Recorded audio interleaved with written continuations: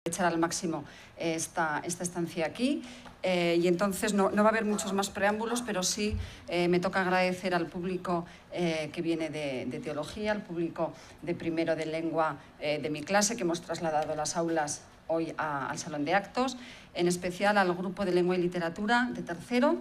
Y ahora voy a pasar a presentar a los miembros de la mesa. En el centro, la profesora Susana Caderes, la directora del Departamento de Traducción e Interpretación, va a hacer el honor de presentar este acto. A su derecha tenemos a un invitado de la Universidad Autónoma de Madrid, es catedrático de Historia Medieval. Y a la izquierda de la directora, Juan Antonio Marcos, profesor de Teología, del que luego ya de ambos participantes hablaré dentro de un momento algunas cuestiones sobre ellos. Susana. Bueno, buenos días. Veo que... Hay que alejarse un poquito. Hay que alejarse un poquito. Muchas gracias por venir a este acto que celebramos hoy, que veo que la sala está casi llena. ¿Se oye ahora mejor? No se oye. Vaya. Voy a intentar acercarme un poco. Bueno, repito, bienvenido a este acto y veo que has surgido mucho interés por este tema y tenemos la sala casi llena. Como directora y profesora del Departamento de Traducción e Interpretación estoy pues realmente muy contenta de que se haya organizado este acto en torno a Santa Teresa de Jesús y su obra en su 5º centenario de su nacimiento, que según he podido ver, tiene un programa muy instructivo y participativo, además. Pero también me alegro porque a través de la Santa se ha encontrado este punto de contacto entre nuestros alumnos y la Facultad de Teología, porque andamos bajo el mismo techo, pero no es muy común que nos encontremos todos juntos en un sitio o en un evento. La comunicación como última finalidad de la palabra, sea escrita o proferida, esta necesidad de hacer entender, tal como lo describe y analiza Juan Antonio Marcos en su libro sobre la Santa, podría ser también un lema para nosotros, los traductores e intérpretes que estudiamos las lenguas con este fin. Usar la palabra de forma escrita o oral para comunicar, hacernos entender y hacer que otros se hagan entender a través de nuestras palabras y con ello ayudar a que se difundan sus pensamientos, argumentos, opiniones, creaciones, etcétera, etcétera, a un público mucho más amplio. Creo que ha sido un acierto reunirnos hoy aquí y doy las gracias a todos los participantes y a la profesora Pilar Úcar por su iniciativa e implicación para que el aprendizaje no se quede solo en el aula, sino que sea activo, participativo y también transversal, como demuestra este acto hoy. Pues doy la bienvenida a todos y paso. Sentíos tranquilamente para aplaudir, si os apetece.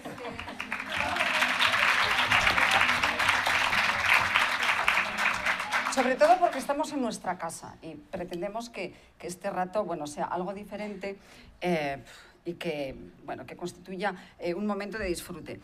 Mis estudiantes de tercero, que ya me vieron en primero, saben que me encanta leer en voz alta.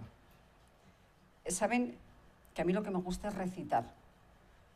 Voy a aprovechar entonces estos momentos, voy a aprovecharme de esa afición y voy a intentar hacerlo lo mejor posible. No sé si estaré a la altura del público y del acto. Voy a recitar unos poemas muy breves de la Santa. Oh hermosura que excedéis a todas las hermosuras, sin herir dolor hacéis y sin dolor deshacéis el amor de las criaturas. Oh nudo que así juntáis dos cosas tan desiguales, no sé por qué os desatáis, pues atado fuerza dais a tener por bien los males. Juntáis quien no tiene ser con el ser que no se acaba.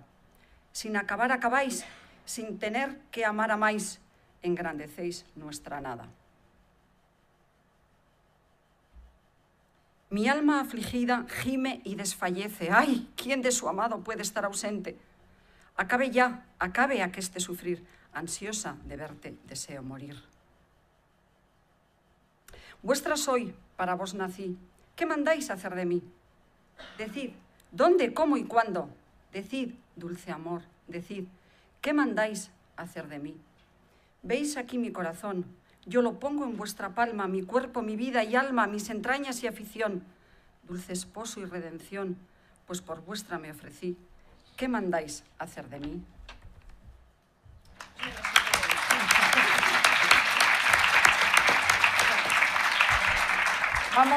Vamos al grano. Esto era un preámbulo que me aprovecho por ser la profesora de lengua. El acto va a tener dos partes principales. En la primera parte van a intervenir los profesores invitados. En la segunda parte, mis estudiantes de tercero, que han escrito unas redacciones y unos poemas basados en la mística. Esperamos que os guste. En primer lugar, nos acompaña Carlos de Ayala Martínez. Es doctor en Historia Medieval por la Universidad Autónoma de Madrid. Actualmente es catedrático en el Departamento de Historia Antigua, Medieval y Paleografía y Diplomática. Conoce muy bien esta casa porque es licenciado en Estudios Eclesiásticos por nuestra universidad y ha finalizado sus estudios de especialidad en Teología Fundamental y Dogmática. Sus líneas de investigación son el reinado de Alfonso X de Castilla, las órdenes militares hispánicas, los problemas relativos a la Cruzada y la Guerra Santa en la península. Es un erudito, es un profesional y sobre todo es un gran amigo. Y tenemos hoy el honor de contar con él. Su ponencia, 20 minutos como máximo. Estrictamente. Ya conocéis lo que soy con el tiempo. Versará sobre vida religiosa y aires de reforma en la Castilla bajo medieval. Bueno, pues muchísimas gracias, Pilar, por la invitación, por la presentación y por permitirme volver a esta casa, que efectivamente es mi segunda casa, junto con la Autónoma. Tengo las dos casas muy cerca. Bien, bueno, voy a ser efectivamente muy breve, porque ya se me ha indicado y se me ha amenazado. Y entonces, lo que sí que voy a hacer, yo desde luego soy medievalista, no soy ni mucho menos especialista en Santa Teresa, pero sí quería empezar esta charla, esta pequeña disertación, con una cita de la Santa.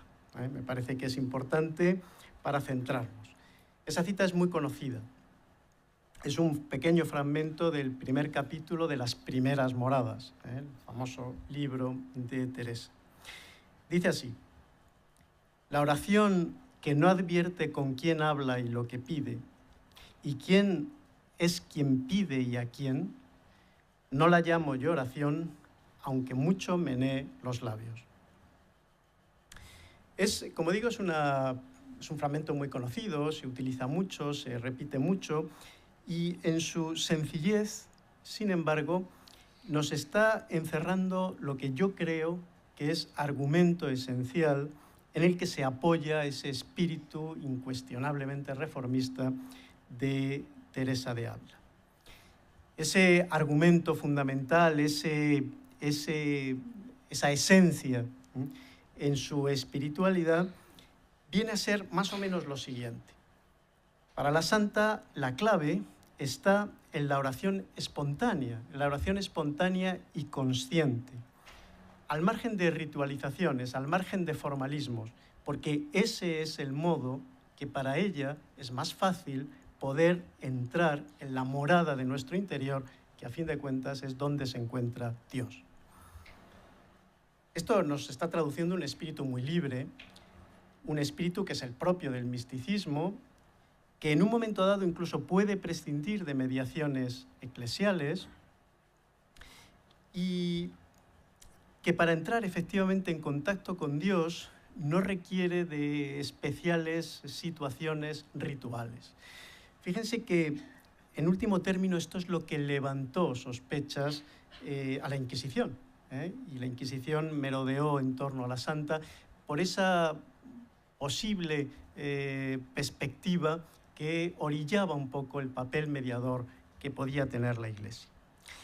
Bueno, yo, de todas formas, no voy a hablar de Santa Teresa, nunca mejor dicho, doctores tiene la Iglesia que pueden hacerlo, desde luego, muchísimo mejor que yo. Yo me voy a centrar, y de manera muy breve, en los antecedentes que explican esa arriesgada postura de la reformadora del Carmelo. Y esos antecedentes básicamente son o lo constituyen un fenómeno que se llama la devotio moderna. Nos vamos a centrar, por tanto, muy brevemente en los orígenes de esa devotio moderna y, sobre todo, en la influencia que ejerce ese fenómeno en la Castilla bajomedieval, que, en último término, es el escenario en que Teresa de Ávila elabora sus propias claves de espiritualidad. Bueno, ¿qué es la devotio moderna? Bueno, se trata de un movimiento que nace en los Países Bajos, en Alemania, a mediados del siglo XIV aproximadamente, pero que enseguida arraiga en otras partes de Occidente. Y una de las partes de Occidente donde más arraiga precisamente es aquí, en la península ibérica. Es un movimiento de espiritualidad, pero es un movimiento que lo que reivindica es una religiosidad en la que el subjetivismo, la perspectiva subjetiva, se impone de alguna manera al discurso religioso, al formalismo doctrinal, y en el que el intimismo se impone también a una piedad institucionalizada, a una piedad externa, demasiado ritualizada. Fíjense, tras esta definición se atisba un poco la razón de ser de este movimiento. Este movimiento nace del desencanto. El desencanto ante una iglesia formal, una iglesia institucional, que se halla en una situación de auténtica parálisis y, sobre todo, de una cierta corrupción. La imagen de esa corrupción nos la ofrece un fenómeno que en ese momento, de mediados, finales del siglo XIV, es la que caracteriza a la Iglesia, y es el cisma. La Iglesia está dividida, está frontalmente dividida. Hay dos papas, a veces hay tres papas al mismo tiempo, y cada uno de esos papas se lanza excomuniones contra el otro y lanza incluso auténticas cruzadas. Evidentemente es una situación escandalosa. El cisma, y sobre todo las desastrosas consecuencias que tiene el cisma en la moral de la gente, en la moral del clero, en la disciplina, en definitiva en la propia moral de la sociedad cristiana, todo esto se vive con especial intensidad aquí en la península ibérica. Y yo querría simplemente traer a colación un ejemplo, un pequeño ejemplo, de un cronista, historiador de esta época, de la segunda mitad del siglo XIV, muy conocido, que es Pedro López de Ayala. Él tiene una obra muy interesante que se llama El rimado de Palacio. Y en ese rimado de Palacio, pues lanza todo tipo de acusaciones contra los papas, contra la corrupción de Roma, contra los cardenales, contra la avaricia de los obispos, de sus sacerdotes. Y al referirse a estos últimos, en un determinado momento, dice: si estos, los sacerdotes, si estos son ministros, lo son de Satanás, porque nunca buenas obras tú facer les verás. Es decir, esto de alguna manera nos está poniendo sobre la pista de cuál es la conciencia que tiene la sociedad sobre esa iglesia institucional, sobre esa iglesia formalmente establecida. Bueno, pues ante este lamentable estado de cosas, ¿qué es lo que propone la devotio moderna? Pues la devotio moderna propone un escape, propone una especie de fórmula de incontaminación con respecto a esa situación de corruptela generalizada. Es una reforma que no es la reforma institucional, no es la reforma de la que venía hablando la Iglesia y seguiría hablando la Iglesia durante mucho tiempo, pero que nunca venía. Es la reforma del interior, la reforma de cada uno de los hombres. Y a partir, pensaban ellos, piensan los seguidores de la devotio moderna, a partir de esa reforma interior, el mundo cambiará, la Iglesia cambiará, no de manera inmediata, pero sí a medio y sobre todo largo plazo. Bueno, en España y concretamente en Castilla, esa reforma, ese intento, esa devotio moderna que está sustentando ese intento de reforma interior, adopta tres formas de presentación que muy brevemente voy a pasar a comentaros. La primera es la observancia conventual, lo que se llama la observancia conventual que se produce en los claustros. La segunda es la interiorización mediante el acceso directo a la Sagrada Escritura. Y la tercera es la construcción de una teología alternativa, una teología que se escapa a los moldes excesivamente formalistas de la escolástica dominante. Es una teología alternativa de carácter natural, de carácter intimista y, como digo, ajena a esa oficialidad escolástica. Bien, muy brevemente voy a decir dos cosas de cada una de estas manifestaciones de esa devotio moderna en Castilla. Lo que hemos llamado observancia conventual, el movimiento de la observancia, es bueno, pues una dinámica que nace en muchos monasterios, muchos conventos, por volver realmente a la seriedad de la regla estricta. Es decir, se había producido un desencanto generalizado y se había producido una deriva que desdibujaba los contornos y la naturaleza inicial de las distintas órdenes, y algunos intentan volver al espíritu primigenio. Esto se manifiesta en la creación de órdenes nuevas, por ejemplo, los jerónimos. Los jerónimos, la orden de los jerónimos, nace a finales del siglo XIV, nace muy cerca de aquí, nace en Lupiana, en el monasterio de Lupiana, en Guadalajara. Y allí los jerónimos intentaban reproducir el antiguo cenobio, el mítico cenobio de San Jerónimo en Belén, que él había creado en Belén en el siglo IV. Es decir, es esa vuelta a los orígenes lo que básicamente preocupa. Pero la observancia conventual, además de crear nuevas órdenes, lo que hacía es, en las ya existentes, vamos a ver, ¿cómo se lo explicaría? Sería algo así como crear dos velocidades.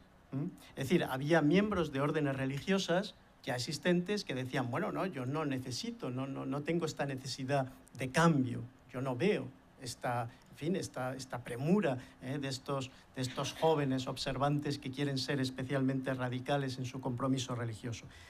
Bueno, esos miembros más conservadores son lo que se llamaban los conventuales o los claustrales. Pero luego los otros que formaban sus propios conventos separados, eran los observantes o reformados. Estos eran los partidarios de la devotio moderna. Y ya digo, al final se crean una especie de órdenes a dos velocidades, entre los claustrales o, si quieren ustedes, los conventuales más conservadores y los observantes o reformados que intentan imprimir un nuevo espíritu a su compromiso religioso. Bueno, el movimiento afecta obviamente a todas las órdenes, no me voy a detener en ello, pero lógicamente y de manera muy especial a los mendicantes, porque claro, si la corrupción o por lo menos esta especie, digamos, de deriva poco fiel a los orígenes era preocupante en cualquier orden, en el caso de los mendicantes era especialmente preocupante, porque fíjense ustedes qué hacemos con unos mendicantes que ya no creen en el voto de pobreza, por ejemplo, ¿no? Es decir, pues evidentemente esto podía ser especialmente patético, ¿no? Entonces, en este sentido, en los franciscanos tiene una presencia especial este movimiento de la observancia. Fíjense que en España, en lo que actualmente es España, a finales del siglo XIV se concentraban un tercio de todos los franciscanos que había en el mundo conocido de ese momento. Bueno, pues allí esos observantes franciscanos se empezaron a autodefinir como los descalzos. Es una manera muy gráfica de señalar que alguien realmente quiere volver a la austeridad, quiere volver a ese espíritu originario. Y, claro, los descalzos frente a los calzados. Los calzados son esos conservadores que no quieren esa reforma, y los descalzos serían estos innovadores.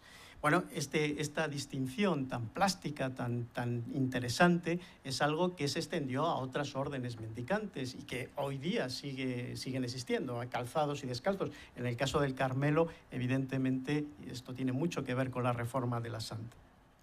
Bien, eso en cuanto a la observancia conventual. Les decía que, en segundo lugar, está el tema de la interiorización. Es decir, la devotio moderna también se manifiesta fuera de los claustros, a través de una especie, digamos, de tensión, de voluntad de ir directamente a la Sagrada Escritura, sin la mediación eclesial, sin la interpretación oficial de la Iglesia, para de ese modo descubrir en la intimidad personal la propia imagen de Dios. Claro, esto tuvo muchos problemas porque prescindir de la mediación eclesial era rayar o directamente incurrir en herejía. Eso es lo que ocurrió con un movimiento muy curioso que se produce en Castilla a principios, sobre todo en el País Vasco, básicamente, a principios del siglo XV, que son los herejes de Durango, así se llaman, ¿no? Bueno, los herejes de Durango fueron liderados en principio por unos franciscanos observantes. Lo que pasa es que querían llevar esa observancia a límites muy radicales, una especie de radical comunión de bienes, y sobre todo proclamaban la capacidad que tenía el hombre de ponerse en contacto directamente con Dios, simplemente, que no es poco, con una lectura atenta de la Sagrada Escritura. Bien, estas posiciones pues llevaban a un rechazo implícito de la propia estructura eclesial, y esto naturalmente les llevó, además de la heterodoxia, a la hoguera, donde recibieron castigo por orden del propio rey Juan II de Castilla. Pero les decía, y con esto voy a ir concluyendo, que hay una tercera forma de materializarse esa devotio moderna en el ámbito que nos ocupa. Y les decía que era la construcción de esa especie de teología alternativa, ¿no? Frente a la oficialidad escolástica, un cierto aire de frescura, de cierto carácter natural, intimista, en una teología que desde luego es absolutamente innovadora en este momento. Estoy hablando de la primera mitad del siglo XV. Hay un ejemplo que querría yo traer a colación aquí, de un filósofo, médico y filósofo, que es Ramón de Sibiuda. Estamos, insisto, en la primera mitad del siglo XV. Este hombre obviamente no es castellano, lo que pasa es que su teología y su obra, que enseguida les voy a resumir muy brevemente, tuvo mucho impacto en Castilla. De hecho, uno de los grandes seguidores de Sibiuda fue un observante franciscano que todos ustedes conocen, que es Jiménez de Cisneros. Jiménez de Cisneros es el hombre fuerte del gobierno de Isabel I, de la etapa final del gobierno de Isabel I de Castilla. Bueno, pues este hombre, Sibiuda, es autor de una obra que se llama El libro de las criaturas. El libro de las criaturas. Y en él plantea una metodología para llegar al conocimiento de Dios. Una metodología que luego, en épocas posteriores, en el siglo XVI, se va a profundizar en ella. ¿En qué consiste esa metodología? Bueno, pues consiste en intentar leer las letras de Dios en nuestro entorno.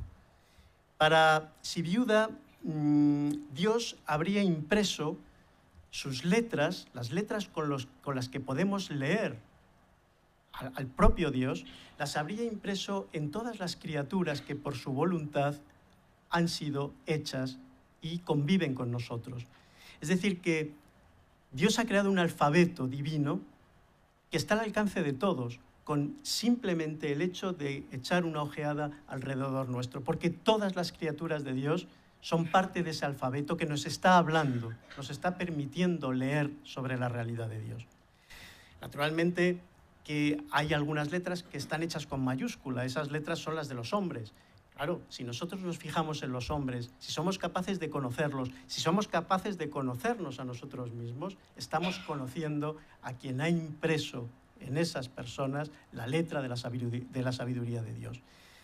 Decía Sibiuda que, de todas formas, el hombre es muy ciego y a veces es incapaz de mirar alrededor y de percibir lo que le rodea, y que por eso Dios hizo otro libro. Ese segundo libro es la Sagrada Escritura. En la Sagrada Escritura explícitamente ya sí se nos dan las pautas de cómo entender y sobre todo de cómo llegar a Dios a través de la lectura de las claves sagradas. Es una manera, digamos, de reforzar el lenguaje universal de la naturaleza para llegar a Dios. Pero fíjense, en todo esto hay un déficit de Iglesia. Este es el problema que muchas veces la Iglesia oficial vio en este tipo de manifestaciones.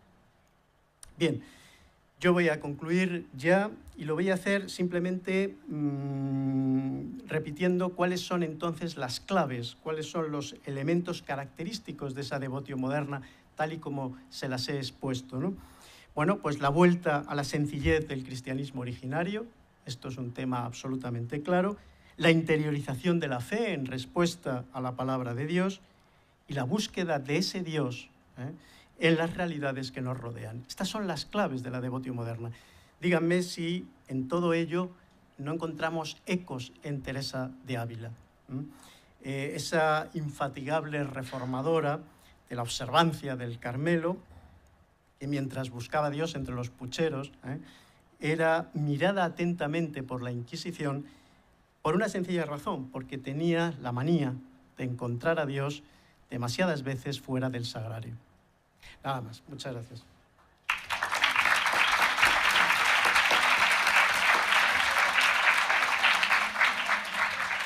Querido Carlos, exquisito con el tiempo y esclarecedor en el contenido. Mientras Juan Antonio va preparando su PowerPoint, recuerdo a los de primero que la actividad consiste en sumar puntos positivos. Entonces veo que estáis tomando nota.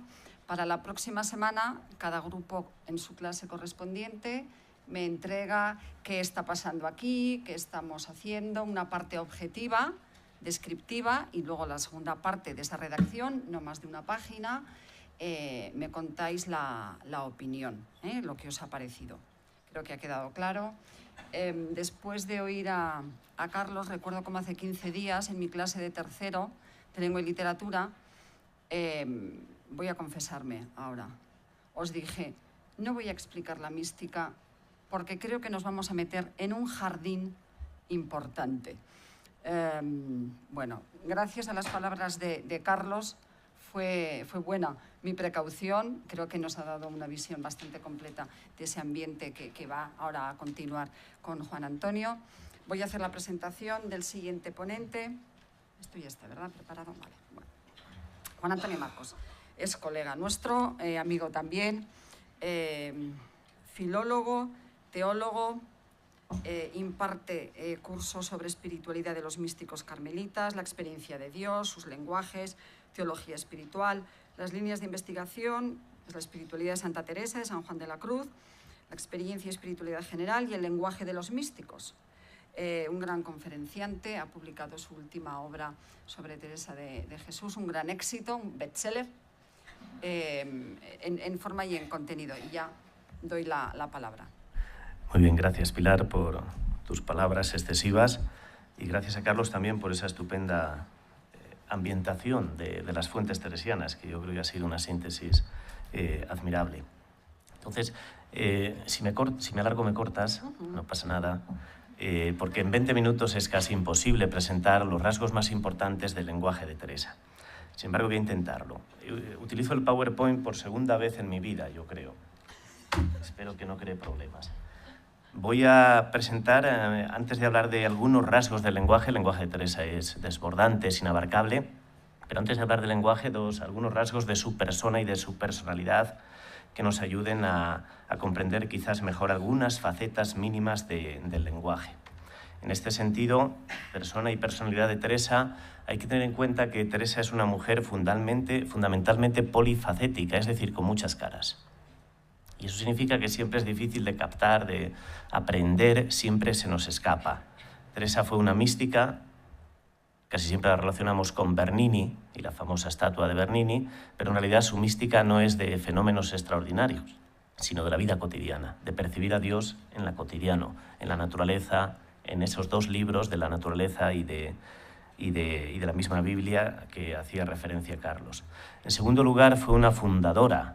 A lo largo de toda la geografía de la Castilla de entonces, fundó numerosos conventos nuevos. Y en tercer lugar, y yo diría que casi el más importante, fue una escritora. Si no existiera la Teresa escritora, hoy no estaríamos hablando de ella. Y esa es la faceta más importante de ella. En segundo lugar, me parece que al acercarse a Teresa, el mayor encanto que tiene son sus textos. Por eso yo siempre digo que hay que dejar hablar a sus textos, que hable ella. Y eso significa que hay que volver a leer y releer sus textos, aunque a veces nos cueste un poco comprenderlos. Pero, sin embargo, como ocurre con todos los clásicos, cuanto más se le lee, cuanto más se lee a Santa Teresa, más se disfruta de ella, más se disfruta de la fuerza de su palabra. En tercer lugar, la ha hecho referencia ya también Carlos, un aspecto importantísimo en los grandes místicos del siglo XVI, Teresa de Jesús o Juan de la Cruz, es la capacidad que tienen para revalorizar el espacio interior de la persona. Yo creo que aquí radica su modernidad.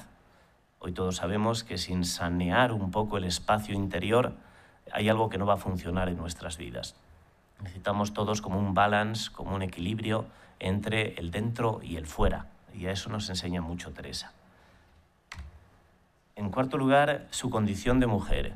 Yo creo que es el aspecto, la clave más importante para comprender hoy a Teresa. Mujer en una época en la que las mujeres no contaban para nada, o eran ciudadanos de segunda y de tercera división. Ella no se cansa una y otra vez de reclamar sus derechos y de quejarse por sentirse marginada. En el libro de la vida dirá en cierta ocasión: basta ser mujer para caérseme las alas, me han robado mi libertad. Y no parará de quejarse a lo largo de sus escritos. Finalmente, ya en cuanto a un primer acercamiento al estilo teresiano, yo les he puesto ahí 3 frases que me parece que resumen muy bien su forma de escribir. Además, en Teresa todo está unido: escritura, personalidad, psicología, lenguaje, experiencia mística, todo está como trabado, tejido, entrelazado. La primera gran palabra es naturalidad. Es decir, si hay algo fascinante en Teresa, y que quizá por eso conectamos con ella humanamente cuando la leemos, es que es una mujer transparente, natural, que se presenta como es, no tiene trastienda, ni hay dobleces en ella. Eso es su lenguaje y eso fue su vida también. En segundo lugar, he puesto esa expresión, elegancia desafeitada.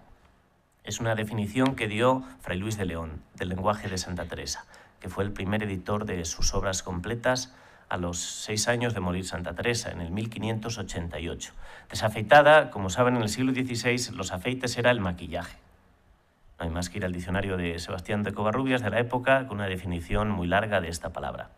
Es decir, una elegancia sin maquillaje, natural. Y en tercer lugar, el escribo como hablo, que define un poco el lenguaje de Teresa. Ahí tienen una cita de una de las obras de referencia del momento, de Juan de Valdés, Diálogos de la lengua, donde aparece esta característica del lenguaje, del anhelo del lenguaje literario de la época, que está muy presente en Teresa. Él dice: para deciros la verdad, muy pocas cosas observo, porque el estilo que tengo me es natural. Todo esto es aplicable a Teresa. Y sin afectación ninguna, escribo como hablo. Solamente tengo cuidado de usar de vocablos que signifiquen bien lo que quiero decir, y lo digo cuanto más llanamente me es posible, porque a mi parecer en ninguna lengua está bien el afectación, ser afectados. Bien, ahí tendríamos un primer acercamiento al estilo. Vamos a ver ahora algunas notas del lenguaje teresiano y de las metáforas. Es casi imposible, iba a decir, presentar esto en tan breves minutos, pero voy a intentarlo. Voy a apoyarme en 2 o 3 metáforas cognitivas. No sé si conocen este libro de George Lakoff, Metáforas de la vida cotidiana, que es muy pedagógico y muy ilustrativo al respecto. En primer lugar, la concepción que nosotros tenemos de las palabras como recipientes. Las palabras, metafóricamente, son recipientes de ideas. Esto está muy presente en nuestra forma de hablar en cada día. Cuando decimos que hay palabras llenas o que hay palabras vacías, en realidad estamos pensando en que las palabras son recipientes. O cuando decimos que hay palabras huecas.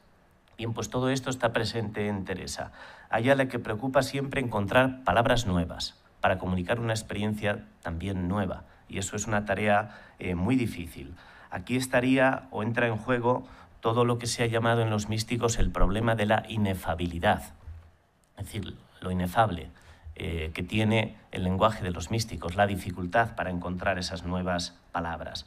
En sus escritos se repiten una y otra vez expresiones de este tipo.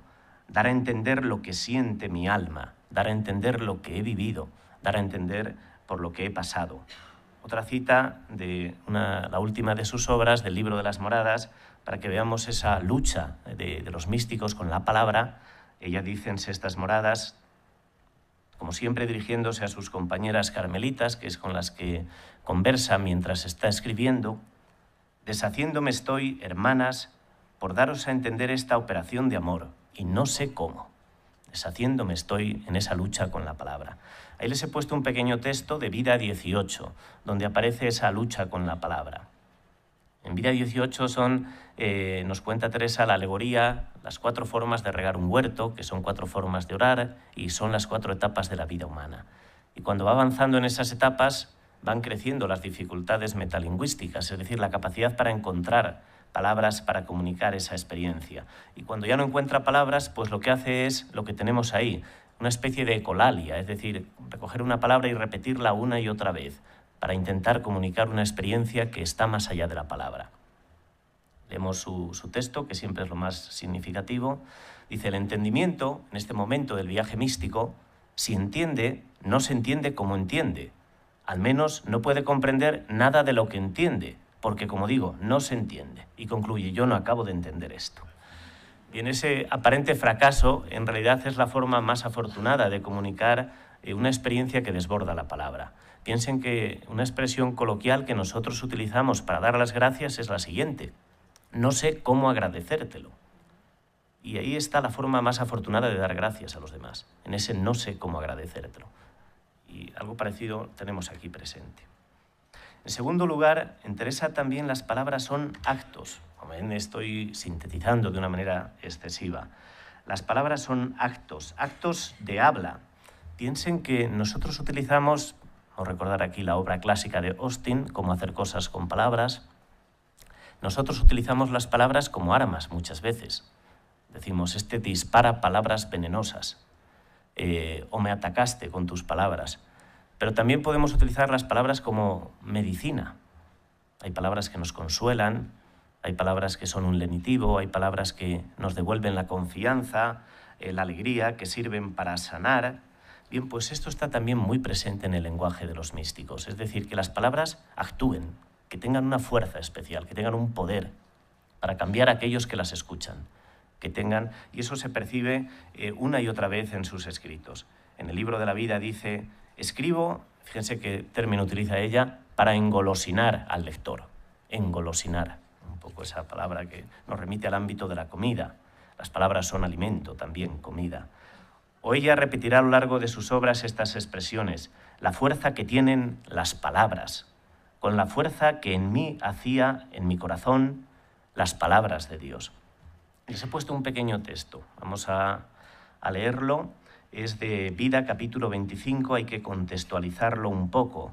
Teresa está en un momento peculiar en su vida, en su búsqueda interior de Dios, y muchos de los confesores, teólogos con los que trataba, jesuitas, muchos de ellos dominicos, le dicen que lo suyo, su experiencia mística, que es del demonio. Estamos en sociedades sacralizadas donde el demonio se veía por todas partes.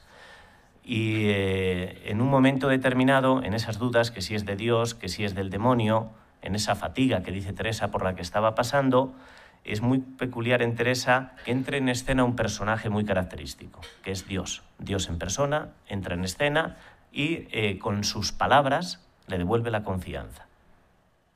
Lo que quiero es que caigamos en la cuenta de la fuerza de las palabras.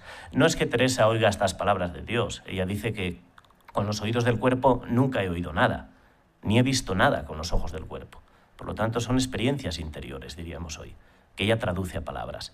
Pero lo interesante es la fuerza de esas palabras, para devolverle la confianza, la seguridad, y que es algo que está presente en nuestra vida cada día. Leemos a Teresa. Pues estando en esta gran fatiga, que si es de Dios, que si es del demonio, aún entonces no había comenzado a tener ninguna visión. Solas estas palabras bastaban para quitarme la fatiga y quietarme del todo. Y estas son las palabras que oye de Dios, dice ella. No hayas miedo, hija, que yo soy y no te desampararé, no temas. Donde los demás confesores decían que era el demonio, aparece en escena Dios contradiciendo a los confesores y dándole la razón a ella. Paréceme a mí, según estaba, que era menester muchas horas para persuadirme a que me sosegase y que no bastara nadie. Heme aquí con solas estas palabras, aquí viene el poder performativo de las palabras, la fuerza de las palabras para cambiar. Sosegada, con fortaleza, con ánimo, con seguridad, con una quietud y luz que en un punto vi mi alma hecha otra, y me parece que con todo el mundo disputara que era Dios. Se me quitaron todos los miedos, otro efecto de la fuerza de las palabras, y una higa para todos los demonios. No sé si todo el mundo sabe lo que es una higa. Una higa es esto, es decir, así literalmente, ¿eh? Una higa para todos los demonios. Puede resultar extraño en el lenguaje de los místicos, pero utilizaban estas expresiones con más naturalidad que nosotros.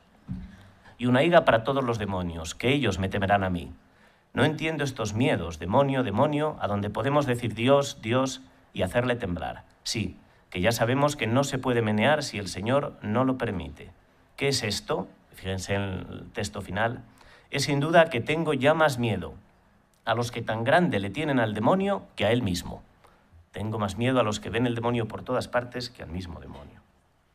Bien, ahí tienen un segundo ejemplo de esas palabras como acto. Y vamos a ver el rato que tenemos ahora, algo de las metáforas en Santa Teresa. En Santa Teresa fundamentalmente hay dos tipos de metáforas líquidas y metáforas espaciales. Las metáforas líquidas están relacionadas, en el caso de Teresa, con el ámbito del agua. El agua quizás es uno de los elementos de la naturaleza. Aprovechábame a ver, dice ella en el libro de la vida, aprovechábame a mí ver campo, agua, flores. Digo que estas cosas me recogían y me despertaban para ver a Dios, en el libro de la naturaleza que nos recordaba antes Carlos, ¿no? Bien, pues el agua está continuamente presente en sus escritos. Soy tan amiga de este elemento, del agua, que lo he mirado con más advertencia que otras cosas. Algunos dicen incluso que Teresa es una metáfora fluida, que ella misma es un líquido que se esparce por todas partes en sus escritos, y que sus escritos representan pues una técnica muy moderna de la novela actual, que es el streaming of consciousness, el flujo de conciencia, que está ya presente en su forma de narrar.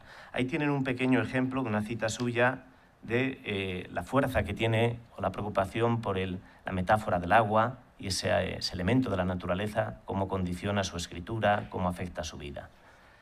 Evidentemente aquí lo relaciona con un texto bíblico, que es el de la samaritana en el pozo. O que de veces, dice ella, me acuerdo del agua viva que dijo el Señor a la samaritana, y así soy muy aficionada acá al Evangelio.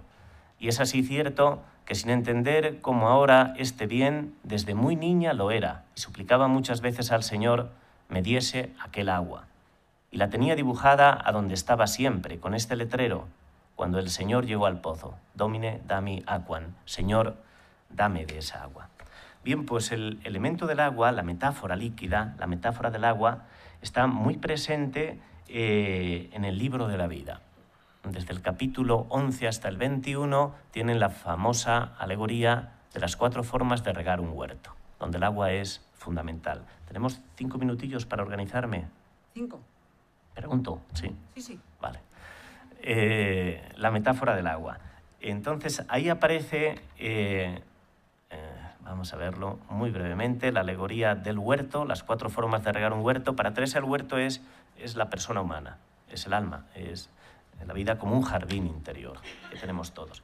Y ella dice que hay 4 formas de regar un huerto, que son 4 formas de relacionarnos con Dios, con los demás, 4 formas o etapas también de nuestra vida. Todos pasamos por estas etapas en la búsqueda de sentido a la vida. Y ella utiliza esta metáfora para explicarnos esto.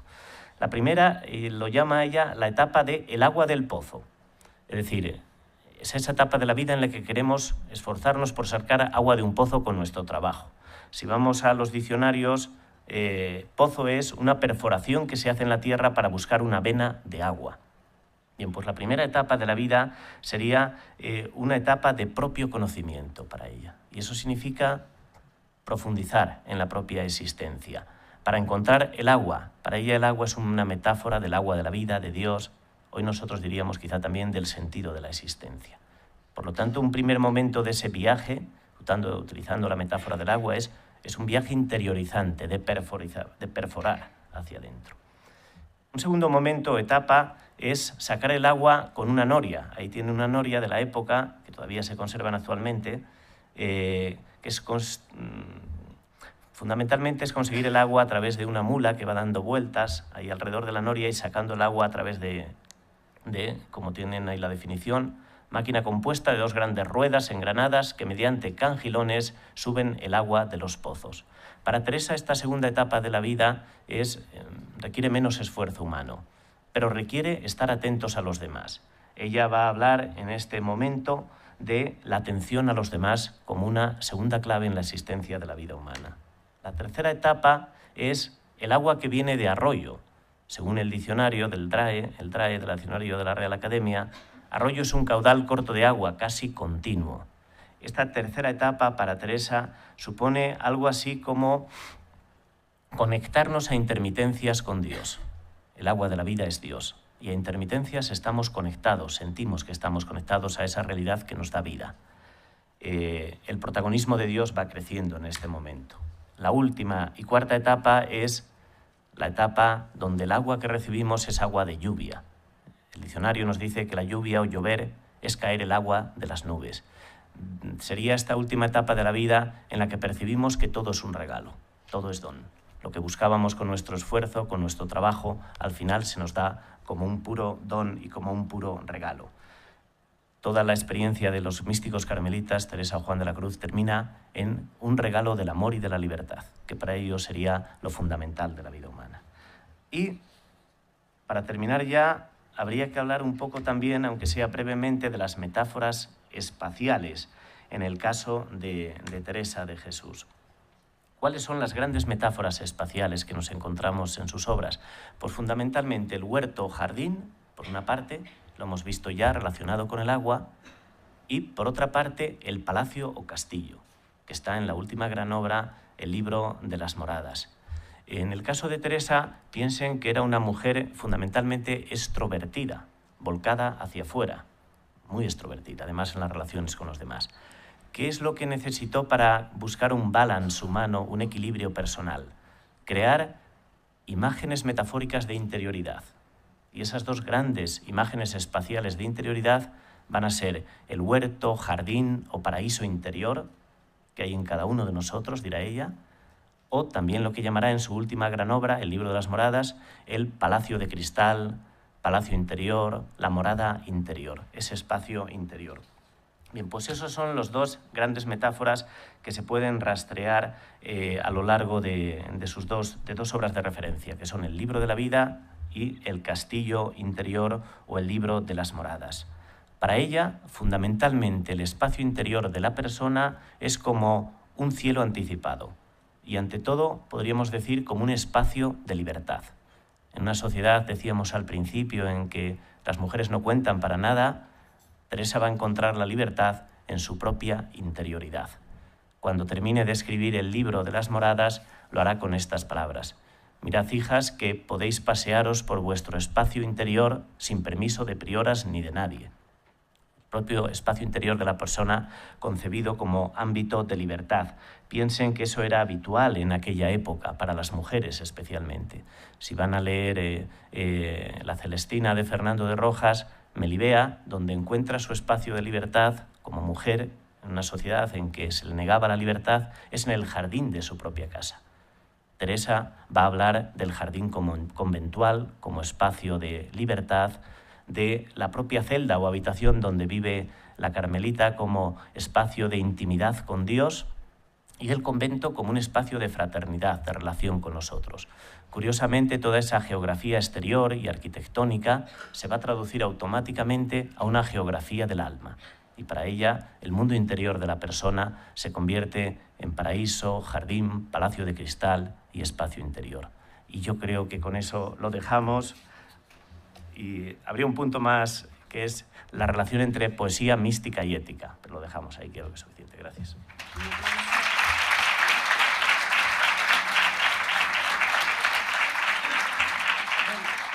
Parece que mi amenaza y mi dedo conminatorio sobre la exquisitez del tiempo se va cumpliendo. Muchísimas gracias, Juan Antonio, por tus palabras. Empezamos ahora la segunda parte. Yo he oído aquí palabras como miedo, fuerza, agua, viaje, universo, vida, sueño, alas, camino. Vamos a ver cómo en las creaciones que han redactado algunos de mis estudiantes, estas palabras reconvertidas a su modo van a aparecer. Yo les pediría, no os he anunciado, los que vais a participar de tercero, no os he anunciado el orden, así que va la sorpresa, estilo clase. Bien. Sí que me gustaría que lo leyerais mejor aquí, a ver qué os parece. Yo voy a estar al lado, por si alguno le da un jamacuco o algo así, estaré cerquita. Empieza Natalia Meléndez, vienes. ¿Tienes no tienes tu escrito? Pero súper, Pilar. Ah, bien, ya está. Entonces aquí, bien. Perfecto. Yo creo que estáis todos en la primera fila, ¿verdad? Para que esto vaya fluido. Porque has llegado tarde. Tienes allí micrófono, me quedo yo aquí, voy allí y lo haces tú allí. Estás bien. Escuchamos a Natalia. Vale. El poema se titula Temo todo, temo nada. Temo que llegue el día, que llegue la hora. Temo encontrarme solo. Temo no estar siendo quien soy. Temo irme, volver y estar solo. Temo que deje de importarme el estar así de solo. Temo en convertirme en quien soy. Temo al después porque no conozco su significado. Temo al antes porque ya no sé qué ha implicado. Temo hacer sin pensar, creyendo que en realidad pienso. Temo ser espectador de mi propia vida. Temo decir demasiadas veces no me di cuenta. Temo ir sin cuidado. Miedo a llegar y darme cuenta de que me perdí. Me perdí cosas, perdí personas, me perdí.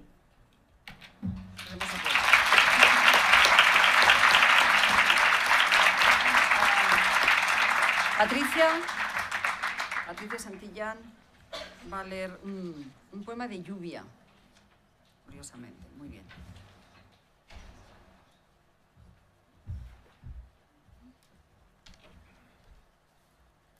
Llueve.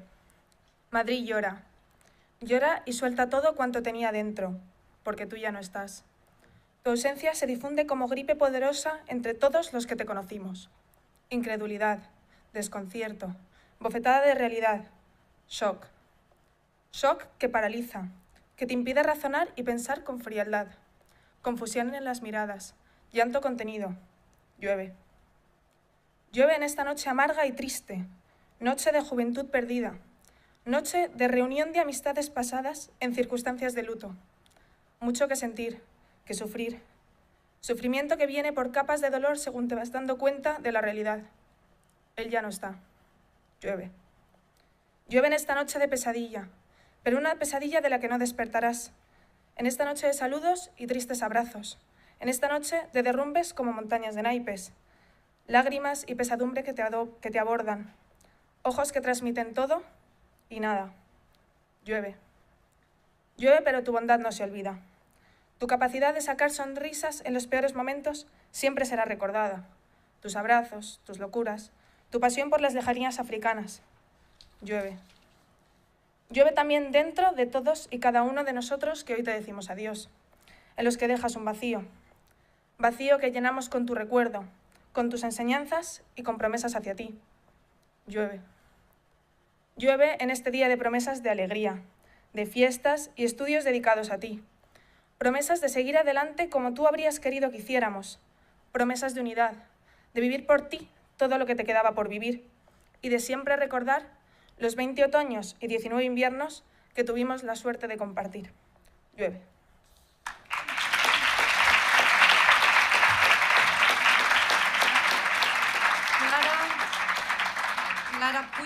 Clara Puig. Os voy a prevenir, no sobre Clara, sobre lo que va a hacer, aunque ella lo va a contar. Es un texto con una serie de instrucciones, no hay que seguirlas al pie de la letra, pero vas a ir marcando las distintas vías, sí, purgativa, unitiva, al modo de Santa Teresa. Ella os lo explica. Bueno, me he basado en una técnica de meditación que yo aprendí cuando estuve voluntaria en la India y me he basado en ello porque fue la primera vez que yo profundicé en mí misma como para encontrar una especie de espiritualidad, de calma. Entonces, bueno, pues he hecho unas instrucciones, seguid las que podáis, por favor, no os sentéis en los pasillos con las piernas cruzadas porque creo que no da para todos.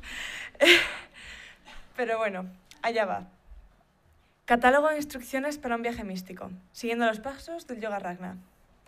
Primero, el lugar y el momento adecuado. Busca un lugar tranquilo, donde apenas lleguen ruidos, preferiblemente con algo de naturaleza cerca, pero no es imprescindible. 2. Ejercicios de respiración para concentrarse. Esto puede ser divertido. 1. Siéntese con las piernas cruzadas y la espalda recta. Proceda a tapar uno de los agujeros de su nariz con una mano mientras expira el aire por el otro.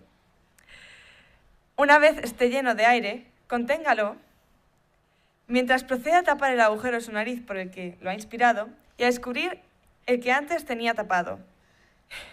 Expire aire por el agujero ahora descubierto. Repita este ejercicio de respiración 3 o más veces, hasta que haya dejado la mente en blanco y solo esté concentrado en su respiración. Descubra ambas fosas nasales y respire profundamente otras 3 veces. ¿Bien? Estamos listos para empezar con las vías. Primero, vía purgativa. Paso 1. Ama tu cuerpo tal y como es. Imagínese delante de un espejo completamente al descubierto. Obsérvese de arriba abajo y enumera al menos 3 cosas que le gustan de su cuerpo. Deténganse en las cosas que no le gustan e intente sacarles algo positivo. Concéntrese en todo lo que ha hecho su cuerpo por usted y en todas las experiencias que ha podido vivir gracias a él. Deje que la felicidad de sus recuerdos le envuelva y repita mentalmente, gracias. Paso 2. Haz la paz con tus decisiones y actitudes del pasado. Perdónate. Revise mentalmente todas las acciones pasadas en las que ha tomado decisiones de las que se sienta orgulloso. Ahora piense en todas las acciones que ha hecho de las que se arrepienta y que han causado dolor tanto a uno mismo como a otros. Piense en las razones por las que actuó así y en lo que ha aprendido de esas equivocaciones. Alégrese de lo que ha aprendido y prometa no olvidarlo. Perdónese. Vía iluminativa. Paso 1. Líbrate del rencor y la rabia hacia los demás. Piensa en las personas que tiene más cerca a usted y divídela en distintos grupos.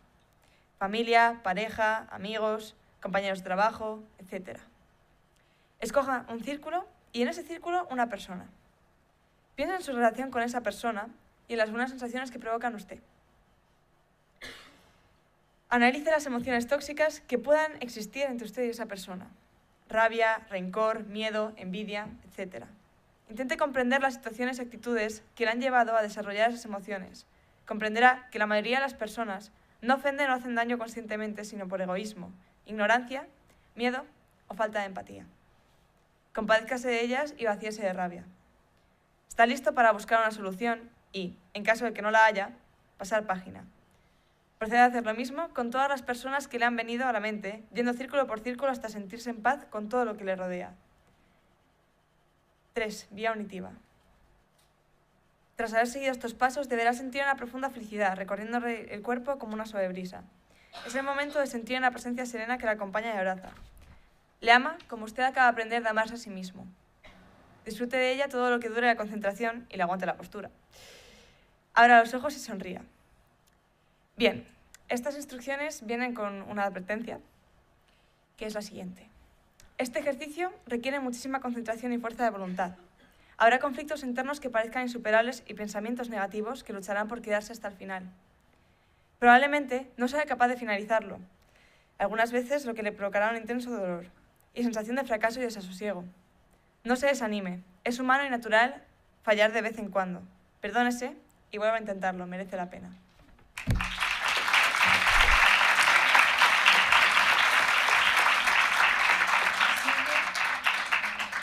Fluido, como Santa Teresa. Claudia Santa María nos va a hablar de su universo.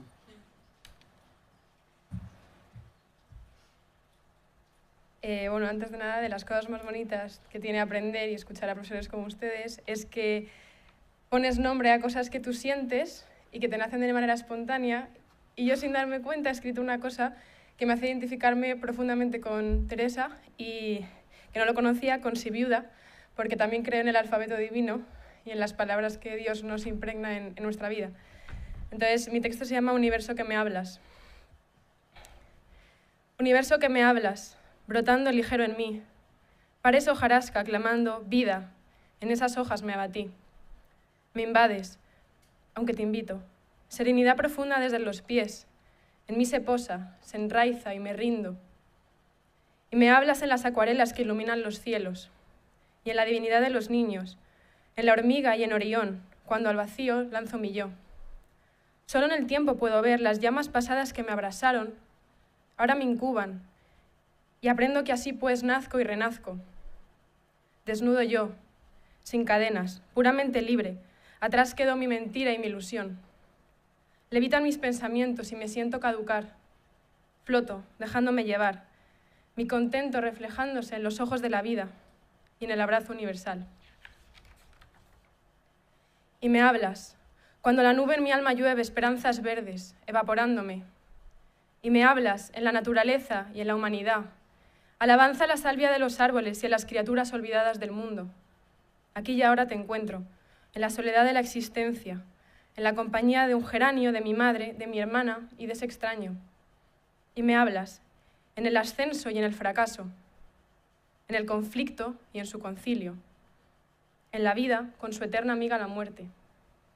Y me hablas cuando dejas a la experiencia entrar por mis grietas, en mis ángeles batiéndose contra mis demonios, cuando siento fuerzas justo aquí.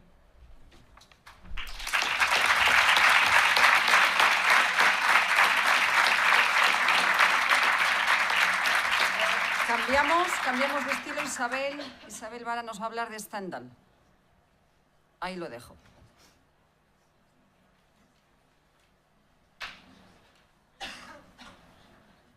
Con tu mejor acento. Bueno, mi relato se titula Stendhal o Relato de lo inefable. Nada más poner los pies en la plaza de San Pedro, sentí una punzada en las sienes. Me encontraba justo en el centro de aquella majestuosa intensidad de la que brotaban fuertes columnas coronadas por las efigies de 140 santos de todos los lugares y épocas. Clavaban sus miradas en la mía. Avanzo, tranquila. Mi cuerpo se movía ligero y se desplaza frágil hasta entrar, siguiendo un mar de gente, al Vaticano. Noté cómo se me agolpaba la sangre en las extremidades del cuerpo, cómo trabajaban las entrañas por conseguir que las funciones vitales siguieran activas. Cerebro, alma, corazón. Rápidas iban mis pupilas de un lado a otro, de un retablo a una estatua, a una corona de espinas, a una imagen de piedad, sufrimiento, salvación, gloria, infinidad, Rey de Reyes, Hijo y Padre. Todos los sentimientos del mundo entero juntos en una misma sala, en un mismo cuerpo, vulnerable e incapaz de procesar lo que veía, oía y sentía. La gente me rodeaba, me daban un codazo. Muévase, me decían. Pero allí seguía, sin poder mover ni un pelo, paralizada por aquel arte sobrenatural que me comía por dentro y me consumía las fuerzas. Con paso lento, de persona enferma, acabo gélida, con la cabeza apuntando al techo. La Capilla Sixtina, la creación de Adán. El corazón me palpita de manera incontrolada, desbocado, y me preocupa, como también lo hacía el sudor frío en la frente, el vértigo al mirar hacia arriba y el temblor de piernas y manos que me hicieron sujetarme a un banco, con fuerza para no desfallecer. Me abrasaba el corazón y me quemaban las manos. Me faltaba el aire, el espacio y la razón. Tenía miedo de caer, pero veía las figuras moverse y quería ir con ellas. Se acercaban a mí cada vez más, claras, blanquecinas, borrosas, disueltas en el aire, transparentes. Se han ido. Pasaron 2 horas desde que me desplomé en la Capilla Sixtina. Encontraron mi cuerpo, sereno, aunque con los puños apretados con intensidad y la frente muy caliente. Me incorporé en un estado de confusión absoluta. Mientras recuperaba el aliento, el doctor me puso la mano en el hombro y pronunció unas palabras en italiano de las que solo comprendí. Stendhal. Acaba de sufrir en mis carnes el síndrome de Stendhal. Aquellas 24 horas escalaron a la primera posición de los días más raros de mi vida. Nunca me había ocurrido nada igual. No fui capaz de tolerar el rayo de belleza fulminante de las bellas artes. Mi cabeza y sentidos explotaron.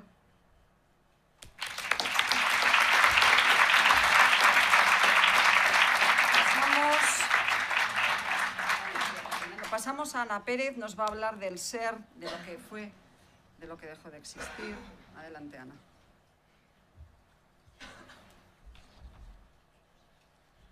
Fuiste y ya no eres, y ese es el problema. No es que ya no seas, es que ya no sabes serlo. Frustración enmascarada por una sonrisa en la cara. Decepción difuminada por la ironía exagerada. El eterno no saber o el eterno no querer. Quizá el miedo al posible no poder. Irse de uno mismo y no saber regresar, o no querer hacerlo. Buscar ruido, música, tener ganas de gritar. Hacer lo que sea por evitar el silencio, ya que es lo único que puede hacerte pensar. Los días se acortan y las noches se alargan. Tu pesadilla y tu refugio sin saberlas diferenciar. Dejar que las palabras de otros ahoguen tus pensamientos. De todas formas, no los sabrías expresar. Porque no es miedo, ni es tristeza. Es no ser capaz de ver la belleza. Te encierras, te escondes, tu indiferencia y tu idiotez, porque sabes que no se puede querer a alguien que ni siquiera es. El anhelo constante de estar donde no estás. Te duele el cuello de tanto mirar hacia atrás. Y es que mirar hacia adelante es muy complicado, cuando canciones y recuerdos te tiran de la mano. Pero aún más difícil es resumir en un poema que fuiste y ya no eres, y ese es el problema.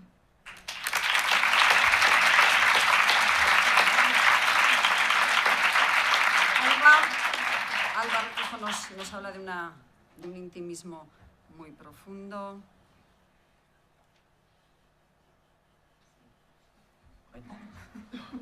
He hecho mala la intralectura. Adelante, Alba. Se titula El placebo a dudas sin respuesta. La sensación que se experimenta es difícil de transmitir con palabras. Para que os hagáis una idea, es así como la representación de lo inefable mediante un conglomerado de emociones y sensaciones. Tendríais que vivirlo y sentirlo en vuestras propias carnes, literalmente, porque ninguna comparación adquiere el nivel emocional que quiero reflejar. En realidad, me ocurrió de repente, sin que lo buscara ni lo esperase. Fue algo momentáneo y puntual. No me asusté, porque tenía una esencia agradable, como si estuviera produciendo un sinfín de endorfinas. Se me nubló la vista, por las lágrimas que se acumularon en mis ojos. Noté una pequeña punzada a la altura del pecho, que se transformó en un cosquilleo y se desvaneció sin volver a manifestarse. En realidad, no sé qué pasó. Estaba observando la estantería de mi salón, que lleva estando en el mismo sitio y custodiando los mismos libros durante ya casi 20 años. El último en el que fijé mi atención fue El hombre en busca de sentido, de Viktor Frankl. Qué bueno, un clásico, pensé. Y enseguida comenzaron a desencadenarse dudas que no me había planteado antes. ¿Qué buscamos? ¿Dónde está? ¿Cuándo llegaremos a hallarlo? Sonreí. Qué ingenua, pensé. ¿Para qué anticiparse a un futuro que ofrece tantas posibilidades como libros e historias contiene la librería? Este último pensamiento actuó como placebo ante el vértigo que me causaron las dudas. Después, recuerdo que perdí el control de mi cuerpo. Estaba inmóvil y me apetecía llorar de alegría. Fue extraño, pero bastante reconfortante. Noté la punzada, seguida del cosquilleo. Se me nubló la vista y mis mejillas adquirieron un grado de calor considerable. Las manos me empezaron a sudar un poco, más de lo habitual. Vi cómo mis dudas, enlazadas unas con otras, creaban una especie de espiral en mi mente y desembocaban en un agujero negro. Volví en mí al cabo de unos segundos, pero me sentía diferente. Tenía una sensación de plenitud y felicidad que solo había experimentado en ocasiones especiales. Volví a ver el título del libro con claridad, pero esta vez no me surgieron preguntas. Mi mente estaba despreocupada. Un manto invisible la había arropado cuando más vulnerabilidad había mostrado. Sonreí.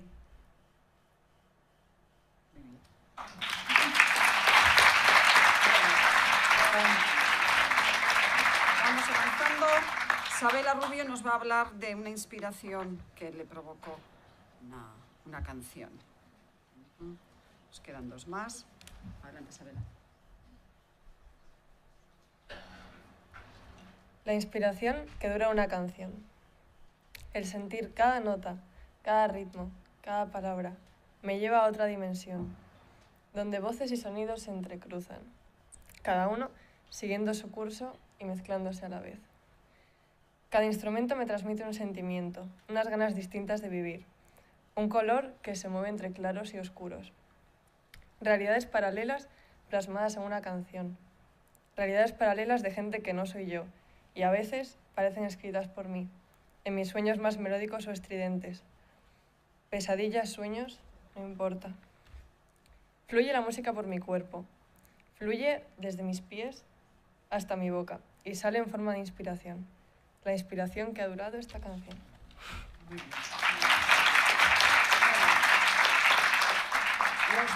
Los dos últimos ejemplos nos lo da Almudena. Almudena nos va a hablar sobre alas, que ha sido otro de los conceptos que también se han mencionado. Adelante.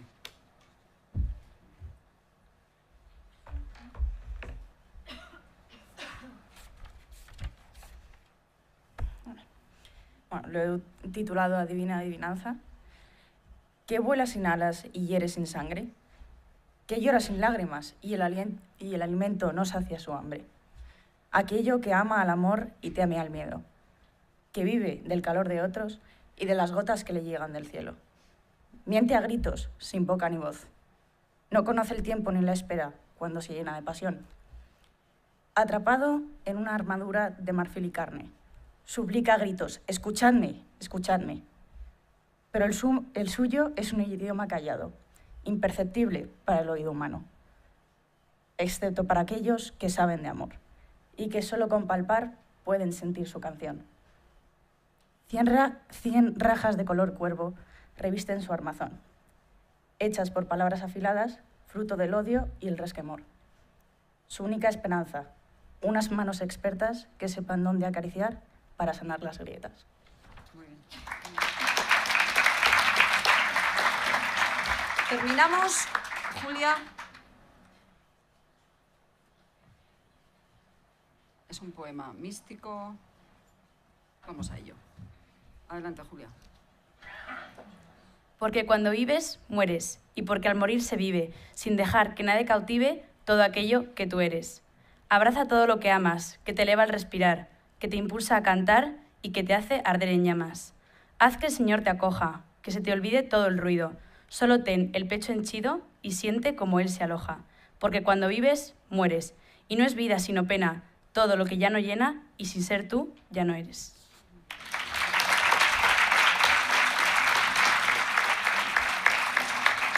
Bueno, con esto terminamos la actividad del miércoles y me van a permitir los alumnos a los que no tengo el gusto de enseñar, que son los de Juan Antonio, me van a permitir que les diga que es un gran momento para mí, el que he compartido con ustedes.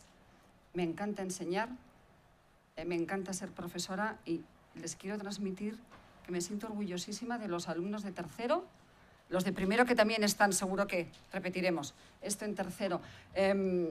Es un momento muy satisfactorio compartir con mi amiga Susana Cadera y con colegas de la talla como los que nos acompañan hoy, pero sobre todo ver las creaciones que un tema de nuestra asignatura de lengua y literatura, como es la mística, inspira, provoca estas creaciones. Me gusta enseñar mucho y me habéis hecho muy feliz. Me siento muy orgullosa y sobre todo agradecer a todos los que nos acompañan, bueno, la paciencia, la actitud, a los de primero que tienen punto positivo y a los de tercero que sigamos. Nos veremos mañana.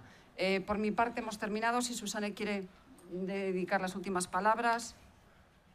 Bueno, yo también estoy impresionada por los poemas. Realmente enhorabuena porque veo que os habéis implicado en el tema de la asignatura y del tema de la mística.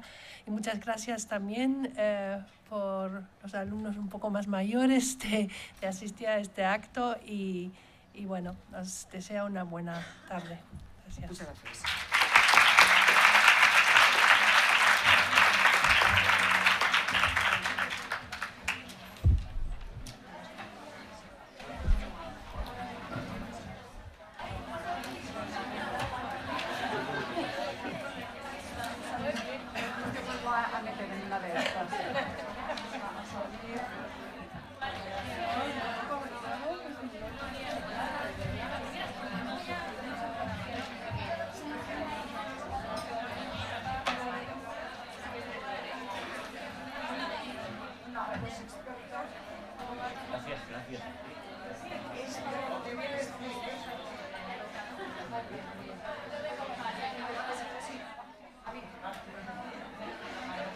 Dios. Esto nos está traduciendo un espíritu muy libre, un espíritu que es el propio del misticismo, que en un momento dado incluso puede prescindir de mediaciones eclesiales y que para entrar efectivamente en contacto con Dios no requiere de especiales situaciones rituales. Fíjense que, en último término, esto es lo que levantó sospechas a la Inquisición, y la Inquisición merodeó en torno a la Santa por esa posible perspectiva que orillaba un poco el papel mediador que podía tener la Iglesia. Bueno, yo, de todas formas, no voy a hablar de Santa Teresa, nunca mejor dicho, doctores tiene la Iglesia que pueden hacerlo, desde luego, muchísimo mejor que yo. Yo me voy a centrar, y de manera muy breve, en los antecedentes que explican esa arriesgada postura de la reformadora del Carmelo. Y esos antecedentes, básicamente, son, o lo constituyen, un fenómeno que se llama la devotio moderna. Nos vamos a centrar, por tanto, muy brevemente en los orígenes de esa devotio moderna y, sobre todo, en la influencia que ejerce ese fenómeno en la Castilla bajomedieval, que, en último término, es el escenario en que Teresa de Ávila elabora sus propias claves de espiritualidad. Bueno, ¿qué es la devotio moderna? Bueno, se trata de un movimiento que nace en los Países Bajos, en Alemania, a mediados del siglo XIV aproximadamente, pero que enseguida arraiga en otras partes de Occidente. Y una de las partes de Occidente donde más arraiga precisamente es aquí, en la península ibérica. Es un movimiento de espiritualidad, pero es un movimiento que lo que reivindica es una religiosidad en la que el subjetivismo, la perspectiva subjetiva, se impone de alguna manera al discurso religioso, al formalismo doctrinal, y en el que el intimismo se impone también a una piedad institucionalizada, a una piedad externa, demasiado ritualizada. Fíjense, tras esta definición se atisba un poco la razón de ser de este movimiento. Este movimiento nace del desencanto. El desencanto ante una iglesia formal, una iglesia institucional, que se halla en una situación de auténtica parálisis y, sobre todo, de una cierta corrupción. Que os guste. En primer lugar, nos acompaña Carlos de Ayala Martínez, es doctor en Historia Medieval por la Universidad Autónoma de Madrid. Actualmente es catedrático en el Departamento de Historia Antigua, Medieval y Paleografía y Diplomática. Conoce muy bien esta casa porque es licenciado en Estudios Eclesiásticos por nuestra universidad y ha finalizado sus estudios de especialidad en Teología Fundamental y Dogmática. Sus líneas de investigación son el reinado de Alfonso X de Castilla, las órdenes militares hispánicas, los problemas relativos a la Cruzada y la Guerra Santa en la península. Es un erudito, es un profesional y, sobre todo, es un gran amigo. Y tenemos hoy el honor de contar con él. Su ponencia, 20 minutos como máximo. Estrictamente. Ya conocéis lo que soy con el tiempo. Versará sobre vida religiosa y aires de reforma en la Castilla bajomedieval. Bueno, pues muchísimas gracias, Pilar, por la invitación, por la presentación y por permitirme volver a esta casa, que efectivamente es mi segunda casa, junto con la Autónoma. Tengo las dos casas muy cerca. Bien, bueno, voy a ser efectivamente muy breve, porque ya se me ha indicado y se me ha amenazado. Y entonces, lo que sí que voy a hacer, yo desde luego soy medievalista, no soy ni mucho menos especialista en Santa Teresa, pero sí quería empezar esta charla, esta pequeña disertación, con una cita de la Santa. Me parece que es importante para centrarnos. Esa cita es muy conocida. Es un pequeño fragmento del primer capítulo de Las Primeras Moradas, el famoso libro de Teresa. Dice así: la oración que no advierte con quién habla y lo que pide, y quién es quien pide y a quién, No la llamo yo oración, aunque mucho menee los labios. Como digo, es un fragmento muy conocido, se utiliza mucho, se repite mucho, y en su sencillez, sin embargo, nos está encerrando lo que yo creo que es argumento esencial en el que se apoya ese espíritu incuestionablemente reformista de Teresa de Ávila. Ese argumento fundamental, esa esencia en su espiritualidad, viene a ser más o menos lo siguiente. Para la santa, la clave está en la oración espontánea y consciente, al margen de ritualizaciones, al margen de formalismos, porque ese es el modo que para ella es más fácil poder entrar en la morada de nuestro interior, que a fin de cuentas es donde se encuentra. Echar al máximo esta estancia aquí, y entonces no va a haber muchos más preámbulos, pero sí me toca agradecer al público que viene de teología, al público de primero de lengua de mi clase, que hemos trasladado las aulas hoy al salón de actos, en especial al grupo de lengua y literatura de tercero, y ahora voy a pasar a presentar a los miembros de la mesa. En el centro, la profesora Susana Caderes, la directora del Departamento de Traducción e Interpretación, va a hacer el honor de presentar este acto. A su derecha tenemos a un invitado de la Universidad Autónoma de Madrid, es catedrático de Historia Medieval, y a la izquierda de la directora, Juan Antonio Marcos, profesor de Teología, del que luego ya de ambos participantes hablaré dentro de un momento algunas cuestiones sobre ellos. Susana. Bueno, buenos días. Veo que... hay que alejarse un poquito. Hay que alejarse un poquito. Muchas gracias por venir a este acto que celebramos hoy, que veo que la sala está casi llena. ¿Se oye ahora mejor?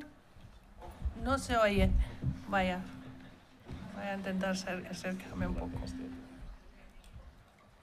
Bueno, repito, bienvenido a este acto y veo que has surgido mucho interés por este tema y tenemos la sala casi llena. Como directora y profesora del Departamento de Traducción e Interpretación, estoy realmente muy contenta de que se haya organizado este acto en torno a Santa Teresa de Jesús y su obra en su 5º centenario de su nacimiento, que según he podido ver, tiene un programa muy instructivo y participativo, además. Pero también me alegro porque a través de la Santa se ha encontrado este punto de contacto entre nuestros alumnos y la Facultad de Teología, porque andamos bajo el mismo techo, pero no es muy común que nos encontremos todos juntos en un sitio o en un evento. La comunicación como última finalidad de la palabra, sea escrita o proferida. Esta necesidad de hacer entender, tal como lo describe y analiza Juan Antonio Marcos en su libro sobre la Santa, podría ser también un lema para nosotros, los traductores e intérpretes que estudiamos las lenguas con este fin. Usar la palabra de forma escrita o oral para comunicar, hacernos entender y hacer que otros se hagan entender a través de nuestras palabras y con ello ayudar a que se difundan sus pensamientos, argumentos, opiniones, creaciones, etc. La imagen de esa corrupción nos la ofrece un fenómeno que en ese momento de mediados finales del siglo XIV es la que caracteriza a la Iglesia, y es el cisma. La Iglesia está dividida, está frontalmente dividida. Hay 2 papas, a veces hay 3 papas al mismo tiempo. Y cada uno de esos papas se lanza excomuniones contra el otro y lanza incluso auténticas cruzadas. Evidentemente es una situación escandalosa. El cisma y sobre todo las desastrosas consecuencias que tiene el cisma en la moral de la gente, en la moral del clero, en la disciplina, en definitiva en la propia moral de la sociedad cristiana, todo esto se vive con especial intensidad aquí en la península ibérica. Y yo querría simplemente traer a colación un ejemplo, un pequeño ejemplo de un cronista, historiador de esta época, de la segunda mitad del siglo XIV, muy conocido, que es Pedro Lope de Ayala. Él tiene una obra muy interesante que se llama El rimado de Palacio. Y en ese rimado de Palacio, bueno, pues lanza todo tipo de acusaciones contra los papas, contra la corrupción de Roma, contra los cardenales, contra la avaricia de los obispos, de sus sacerdotes. Y al referirse a estos últimos, en un determinado momento, dice: si estos, los sacerdotes, si estos son ministros, lo son de Satanás, porque nunca buenas obras tú facer les verás. Es decir, esto de alguna manera nos está poniendo sobre la pista de cuál es la conciencia que tiene la sociedad sobre esa iglesia institucional, sobre esa iglesia formalmente establecida. Bueno, pues ante este lamentable estado de cosas, ¿qué es lo que propone la devotio moderna? Pues la devotio moderna propone un escape, propone una especie de fórmula de incontaminación con respecto a esa situación de corruptela generalizada. Es una reforma que no es la reforma institucional, no es la reforma de la que venía hablando la Iglesia y seguiría hablando la Iglesia durante mucho tiempo, pero que nunca venía. Es la reforma del interior, la reforma de cada uno de los hombres. Y a partir, pensaban ellos, piensan los seguidores de la devotio moderna, a partir de esa reforma interior, el mundo cambiará, la Iglesia cambiará, no de manera inmediata, pero sí a medio y sobre todo largo plazo. Bueno, en España y concretamente en Castilla, esa reforma, ese intento, esa devotio moderna que está sustentando ese intento de reforma interior, adopta tres formas de presentación que muy brevemente voy a pasar a comentaros. La primera es la observancia conventual, lo que se llama la observancia conventual que se produce en los... etcétera, etcétera, a un público mucho más amplio.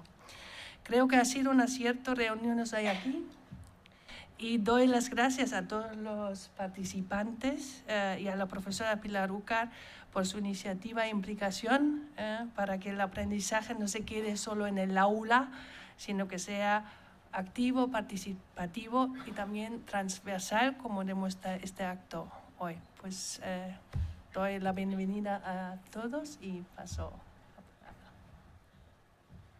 Sentíos tranquilamente para aplaudir, si os apetece.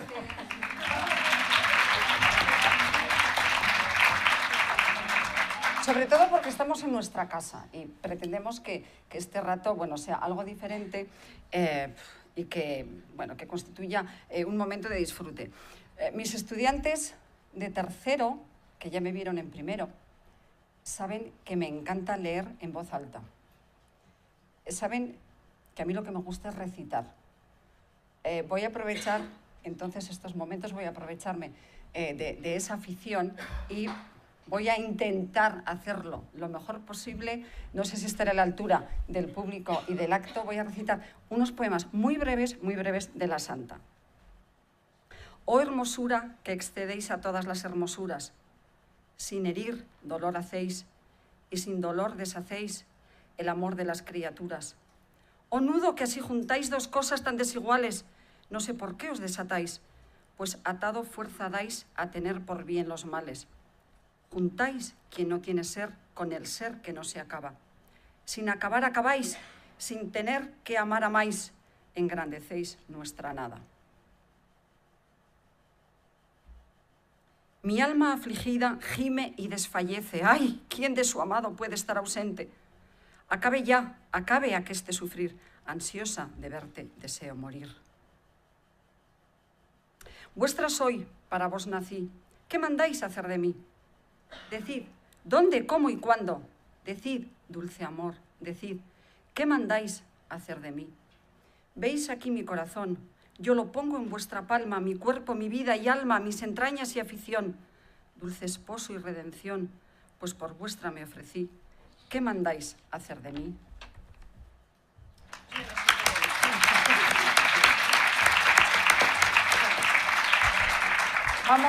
Vamos al grano. Esto era un preámbulo que me aprovecho por ser la profesora de lengua. El acto va a tener dos partes principales. En la primera parte van a intervenir los profesores invitados, en la segunda parte mis estudiantes de tercero que han escrito unas redacciones y unos poemas basados en la mística. Esperamos